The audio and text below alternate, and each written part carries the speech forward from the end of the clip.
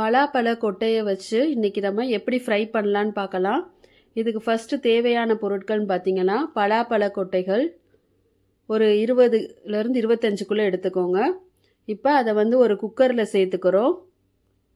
அதை சேர்த்துட்டு நம்ம எடுத்த அதே கப்பில் 1 கப் அளவு நான் தண்ணி சேர்த்துருக்கேன்.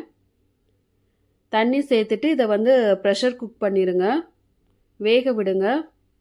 ஒரு 4 to 5 விசில் வச்சிங்கன்னா இந்த பலா கொட்டைகள் நல்லா வெந்திருக்கும். ஸோ இந்த மாதிரி இருக்குங்க. இந்த தண்ணியை வடித்து விட்டுட்டு நல்லா மறுபடியும் தண்ணியில் அதை வாஷ் பண்ணிக்கோங்க.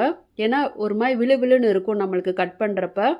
ஸோ இப்போ இதை நீங்கள் குறுக்க கட் பண்ணிங்கன்னா இந்த மாதிரி நீங்கள் அதோட தோலை ரிமூவ் பண்ணி எடுத்துக்கலாம்.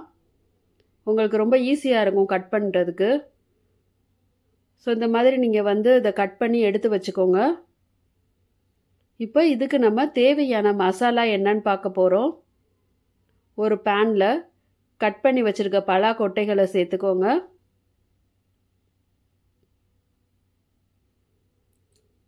இப்போ அதோட நம்ம மஞ்சப்பொடி சேர்த்துக்கிறோம்.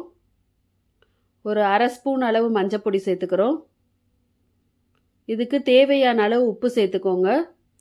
இதை நல்லா ஒரு ஸ்பூன் வச்சு நல்லா கிளறி விட்டுக்கோங்க. அந்த உப்பு எல்லா பலா கொட்டைகள் மேலேயும் போய் சேர்ற மாதிரி நீங்கள் நல்லா மிக்ஸ் பண்ணிக்கோங்க. இப்போ இதை நம்ம ஃப்ரை பண்ண போகிறோம். ஒரு பேனில் ஆயில் சேர்த்துக்கோங்க. ஸோ ஆயில் சேர்த்துட்டு நம்ம மசாலா சேர்த்து வச்சுருக்கோம்ல அந்த பலா கொட்டைகளை இதோடு போட்டு நம்ம வறுத்து எடுத்துக்க போகிறோம். ஸோ இந்த மாதிரி நல்லா கோல்டன் ப்ரௌன் வர்ற வரைக்கும் நீங்கள் இதை பொரிக்கணும். ஸோ இந்த மாதிரி பொரிச்சு எடுத்துக்கிறோம். நான் ஒரு 2 பேட்சாக பொரிச்சு எடுத்துக்கிட்டேன். ஸோ 2வது பேட்சில் கொஞ்சம் கருவேப்பிலை சேர்த்துக்கிட்டேன் நான். ஸோ கருவேப்பிலைகளும் நல்லா பொரிஞ்ச உடனேயும் நம்ம பலா கொட்டைகளை ஃப்ரை பண்ணி எடுத்தது முடிஞ்சிருச்சுங்க. இப்போ அதை ஒரு பவுலுக்கு மாற்றிட்டு இதுக்கு தேவையான அளவு மிளகாய் பொடி சேர்த்துக்கோங்க. மிளகாய் பொடி நான் 1/2 ஸ்பூன் சேர்த்துக்கிட்டேன்.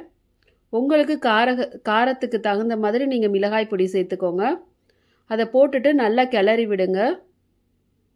இந்த மாதிரி நீங்கள் குலுக்கி கூட விட்டுக்கலாம், அந்த மசாலா சேர்ற மாதிரி. இப்போ நம்ம பலா கொட்டை ஃப்ரை ரெடி.